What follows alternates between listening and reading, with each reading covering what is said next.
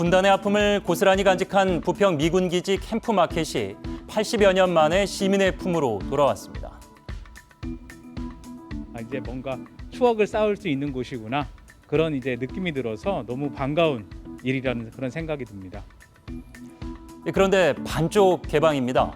미반환 용지 23만 제곱미터를 미군이 여전히 사용하고 있고 11만 제곱미터가량은 토양 오염 정화 작업이 진행 중이기 때문입니다. 미군 기지 토양 오염 문제, 어제 오늘의 일이 아니죠. 1997년 미 2사단 산하부대에서 수년간 수십만 톤의 건축 폐기물을 부대 내 야산에 불법 매립한 사실을 시작으로 20여 년 동안 그 범위가 확대됐는데 가장 큰 문제는 지역 주민들이 정화 과정이 어떻게 진행되고 있는지, 얼마나 정화되었는지 모른다는 사실입니다. 특히 인간이 만들어낸 가장 위험한 물질이라 일컬어지는 다이옥신이 검출된 부평 캠프마켓 부지의 경우 그 문제가 심각한데 지난 국감에서 여전히 토양 오염이 심각한 것으로 드러나 충격을 준 바 있습니다. 의정부도 심각합니다. 김민철 의원, 정화 작업을 거쳤지만 기름 범벅인 캠프 시어즈 흙을 국감장에서 들어 보였는데요. 반환된 미군기지 29곳에서 오염이 확인됐고 이 가운데 20곳이 경기도에, 또 북부 지역에 18곳이 몰려있다는 결과는 경기도민들을 아연실색하게 만들었습니다. 도민들의 건강을 생각을 해서 특단의 대책을 세워서 정부와 이렇게 협상을 하거나 이렇게 해주실 수 있습니까? 직접적인 환경 치유 문제는 경기도도 관할 권한도 없고 국방부와 미군이 해결해야 될 문제고 또 환경부가 주도해서 해야 될 문제인데,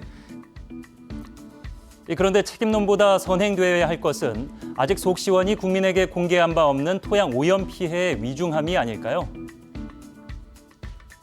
특수한 지역에 대해서는 좀 촘촘하게 그걸 조사를 진행했어야 되는데, 그렇다면 훨씬 더 비용 부담이 많아져서 그런 어려운 점이 있었다고 생각합니다. 이 환경부가 한계를 인정했지만 아직 피해 사례가 없으니 위험한 상황이라 말할 수 없을까? 베트남 전쟁 당시 캠프마켓은 고엽제, 에이전트 오렌지의 주요 공급지였습니다. 70년이 넘도록 후유증에서 벗어나지 못하는 베트남의 현실을 생각할 때 문제가 위중합니다. 필리핀인들은 1991년 미군 철수 뒤 기지의 털을 잡았고 오염된 지하수를 사용해 수백 명이 목숨을 잃은 바 있습니다. 백혈병, 소아마비 어린이 환자가 속출한 바도 있죠. 2000년 미 8군의 한강 독극물 방류 사건은 영화 괴물의 모티브가 됐습니다. Pour them right down the drain, Mr. Kim. If I pour them in the drain, they will run into the Han River.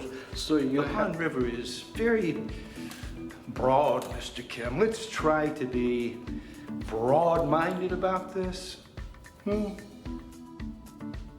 네, 정화 책임과 비용을 놓고 다투기 전에 오염과 사고 기록 정보를 우리 측에 제공하지 않는 주한 미군과의談판이 시급합니다.